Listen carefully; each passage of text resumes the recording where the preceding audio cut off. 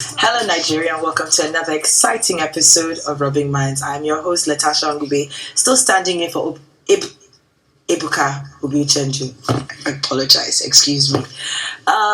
It's a great episode we have lined up for you today.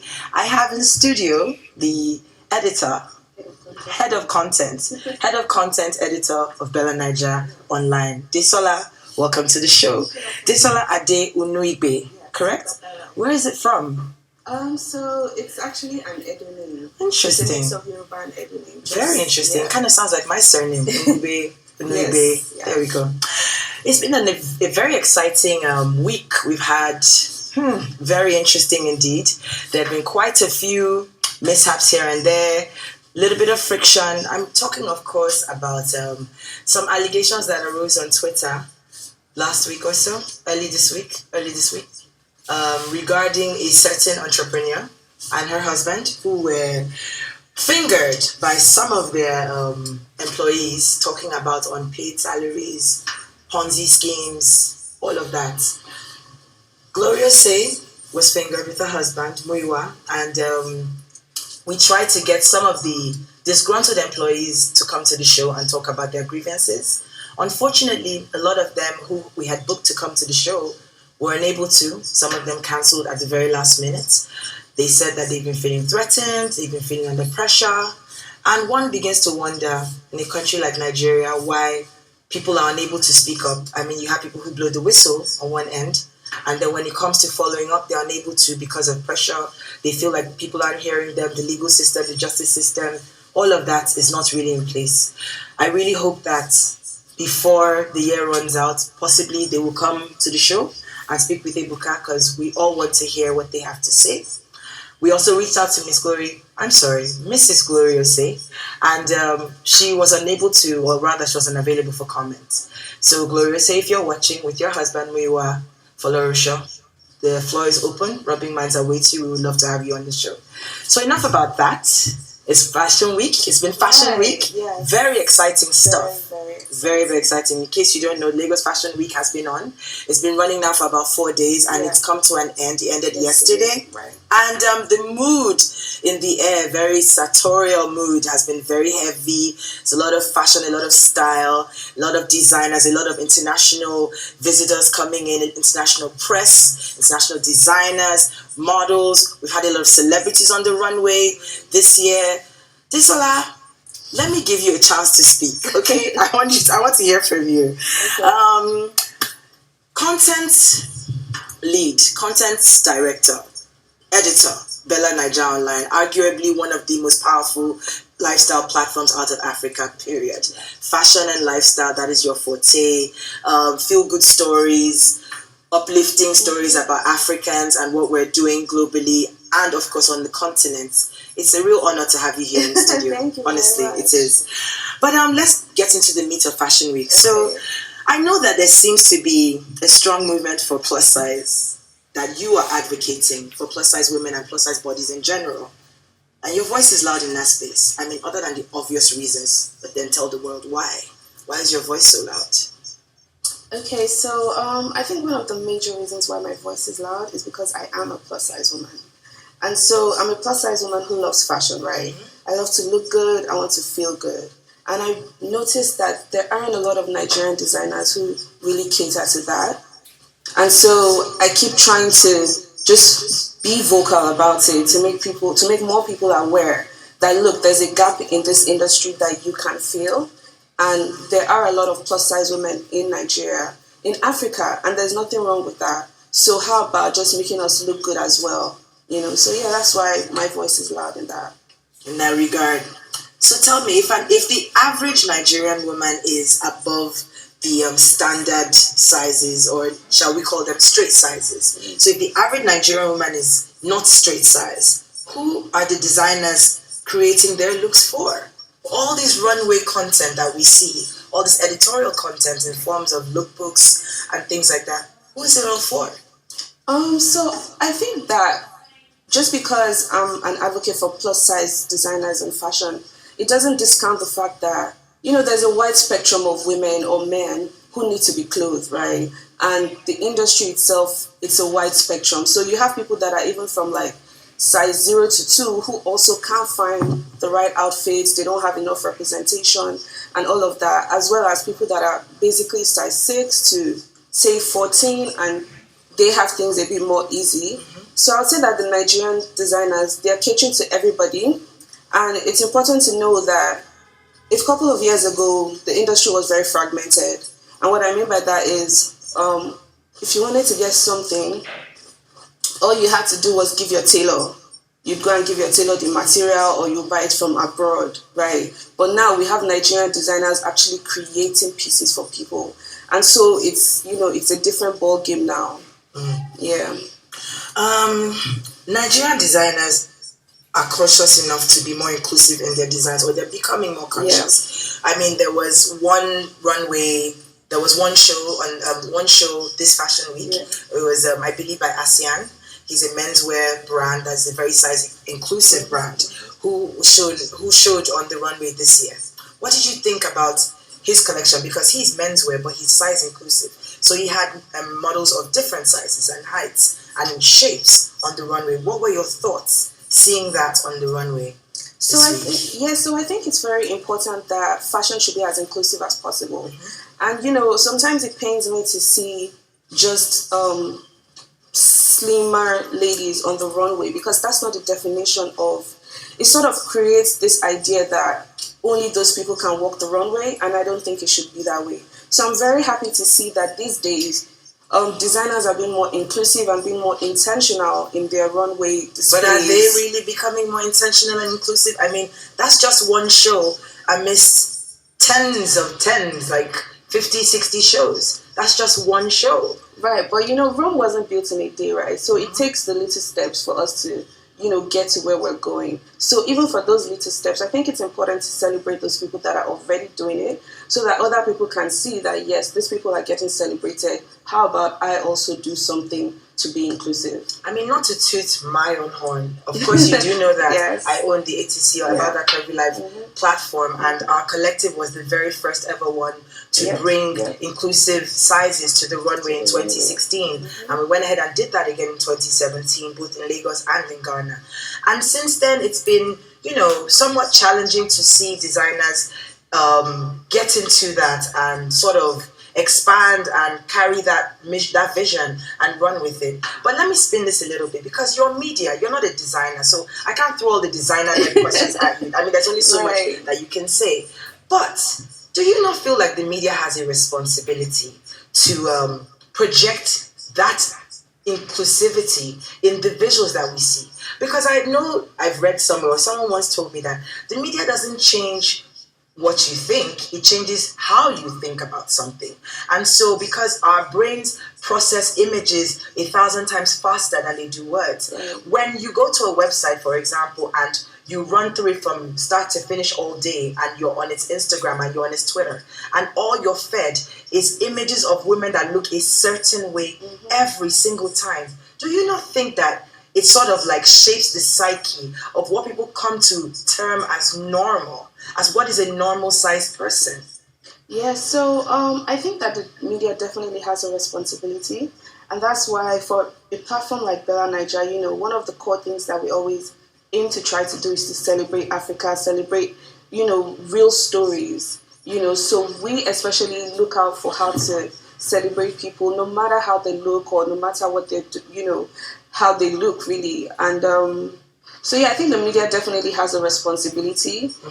I also think that society has a responsibility. Yeah, but then someone would still argue that the media still shapes how society's consciousness is formed. Right. So again, movies, television shows, magazine covers, if 99 out of 100 covers are of, pardon me, stick thin women or women under size 12, and films, all the leading actresses are women of a certain body type, do you not think that all of those things, and when you project the stories that you guys write and you tell, and you don't give necessary room for women and men who don't look that way to also shine, don't you think that there in itself is where the fragmentation occurs? Because people are seeing these people as normal. This is what they think is normal. And anybody outside of that is not normal or is considered to be abnormal.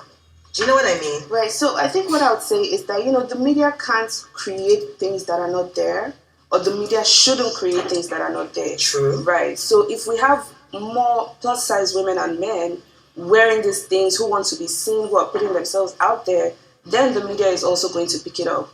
Girl, come on now. That's a cop out. There's so many. I could list off 10 women, 10 actresses who are not on the spectrum of size 12 and below, who definitely I have not seen anywhere, who are doing things. They're all doing things. They're acting. They're doing their thing, and they're getting things done. They're winning. But I don't see them being projected. I don't want to, of course, call any names, but you go on any given website on any given day in Nigeria, and there are 10 people that I will see across the board without a doubt. I think you should call names, because BellaNaija is definitely not on that list. First of all, BellaNaija is definitely not on that list, because we are really big on celebrating people, no matter what, So yeah, we're definitely not.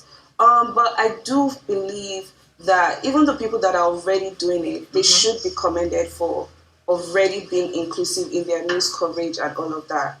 And just because we also want to showcase plus size women and everything doesn't mean that everybody, regardless of what they've done and who they are, is the right person to portray. Because there are some people who might not just be they might not be sending the right message to youths and all of those things. And so it doesn't mean that just because somebody is plus size, then you have to capture every single thing they're doing. Okay, I don't want to seem like I'm needling you, but as you can tell, this is something I'm also very passionate about. Me too. You know what I mean? But I think I'm going to have to disagree with you there, because I'm not saying that everyone who is plus size deserves, and let's even remove the plus, because we're talking about a size, let's say a size 12 and above. Do you know what I mean?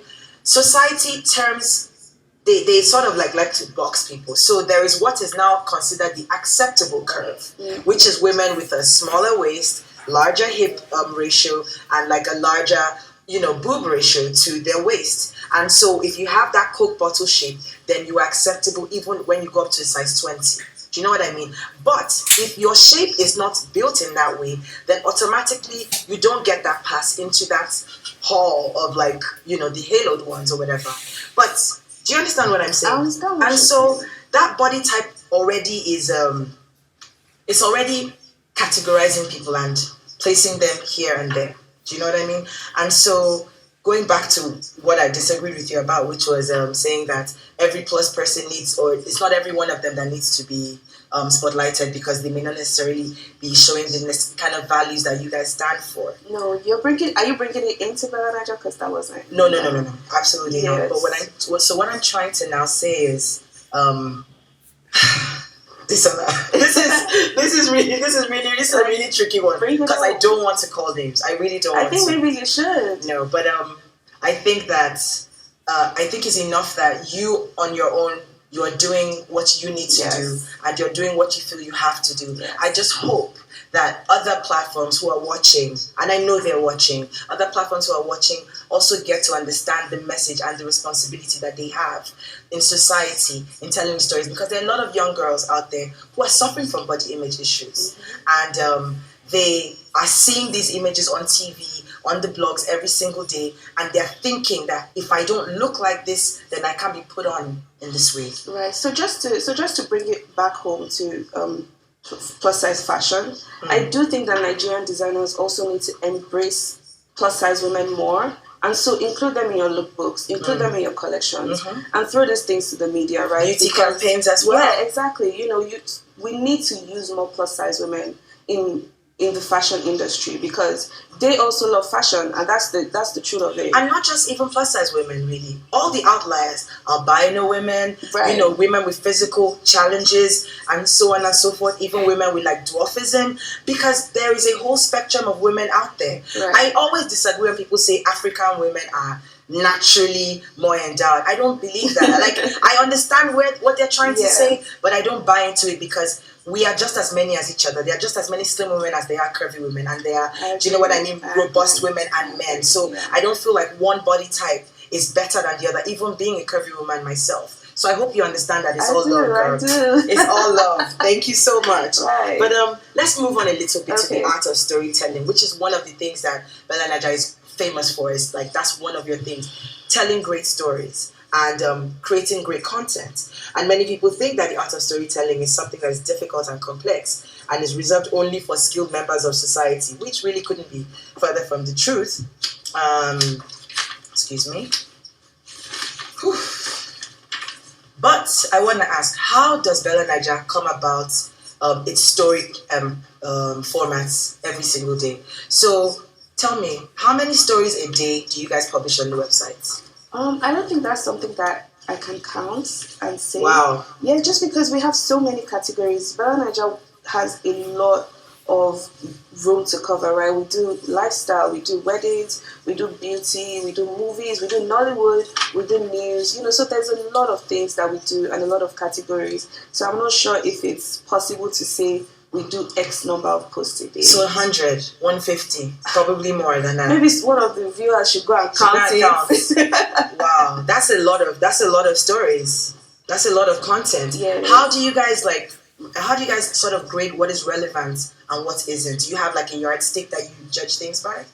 So I think it boils down to the BellaNaija mission, right? Which is to celebrate African and Africanness to the world. And so when we're looking for stories, when we're curating stories, we're looking for those stories that really showcase Nigerians, and then showcase Nigeria, showcase Africanness, and just a rich, positive vibe is what we're constantly trying to push out there, because there can be so much negativity out there, and it's important to stay grounded and know that, okay, you know what, it's either we're informing people, it's either we're educating people, or we're entertaining people. So tell me, why is storytelling important in content creation?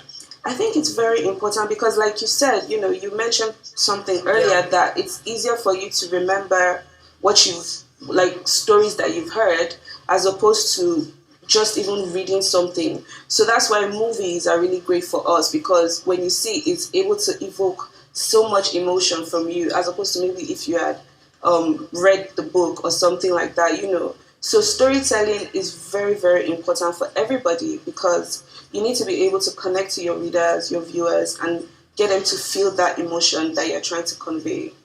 How can people tell their stories better? I think people need to be more deliberate. I've noticed in recent years that people are they just want to get it out there, no matter how it is. They just want it out there, like now. And that's not necessarily the best thing. So it's always better to be very deliberate with the kind of story that you want to tell. You already know, why do you want to tell this story? How do I want to tell this story? And who do I even want to reach with this story? Because not every story is for everybody, right? So you have to know exactly what you want to do. Okay, before you leave, one more question, and that is, I want to ask you, how do you think the Nigerian government can use storytelling to sell Nigeria better? I think the more important question is the Nigerian government ready to tell stories about Nigeria?